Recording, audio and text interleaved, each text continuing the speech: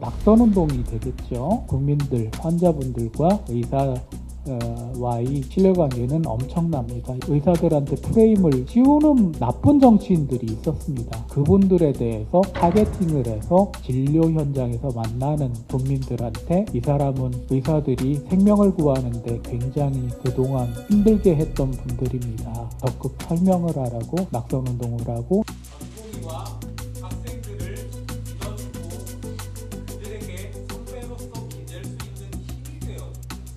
며칠 사이 서울대학교를 비롯한 전국의 일을 밝히셨습니다.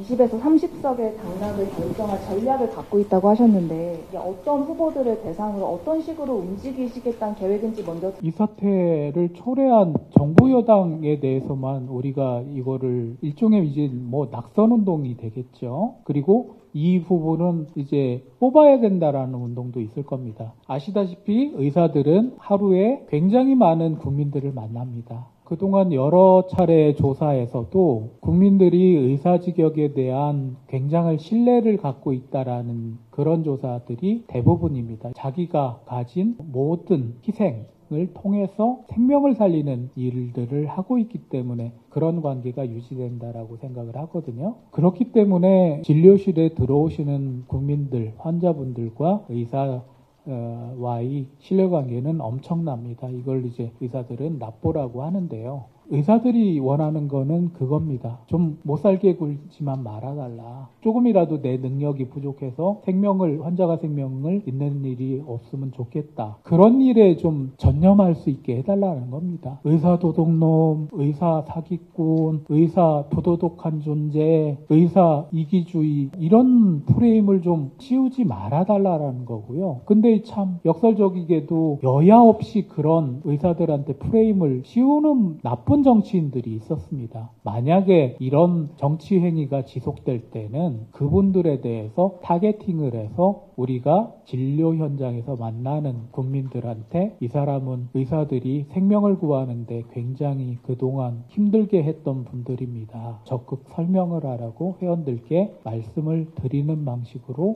낙선운동을 하고 이분들은 정말 많이 도와주셔서 생명 살리는데 도움 주신 분들입니다. 진솔하게 설명을 하겠다라는 부분입니다. 이게 환자와의 말씀하신 라포, 신뢰관계를 이용해서 의협의 목적을 달성하겠다는 의미인지 국민 여름이 정부에만 끌어오르는 게 아니라 의사에 대한 신뢰도도 떨어지고 있는데 아직도 말씀하신 방식이 가능하다고 보시는지. 조선일보조차 어제도 사설에서 굉장히 날선 사설을 쓰셨더라고요. 굉장히 유감으로 생각하고요. 국민들의 신뢰를 많이 얻고 있는 매체라고 하면 사설을 그렇게 쓰셔가지고 국민들을 호도하면 안 되는 일이라고 생각을 합니다. 언론이 어떻게 그런 일을 하는지 제가 아주 기가 막혔고요. 그리고 지금 질문도 굉장히 제가 불쾌한데요. 이걸 의사들이 이용한다라고 생각하신 거는 그 기존 시각 자체가 색안경을 끼고 의사들을 보고 계시다라는 생각을 지울 수가 없습니다.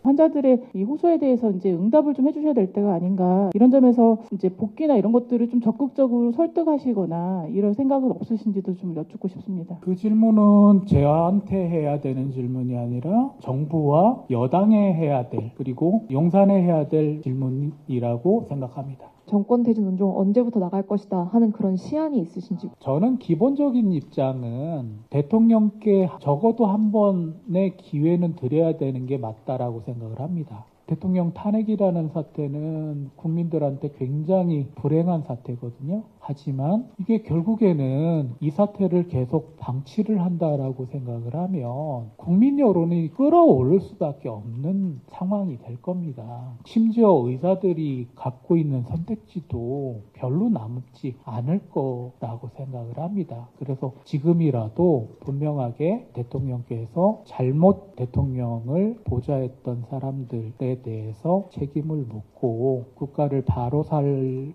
잡는데 다시 나와 주셨으면 하는 바람이 있습니다.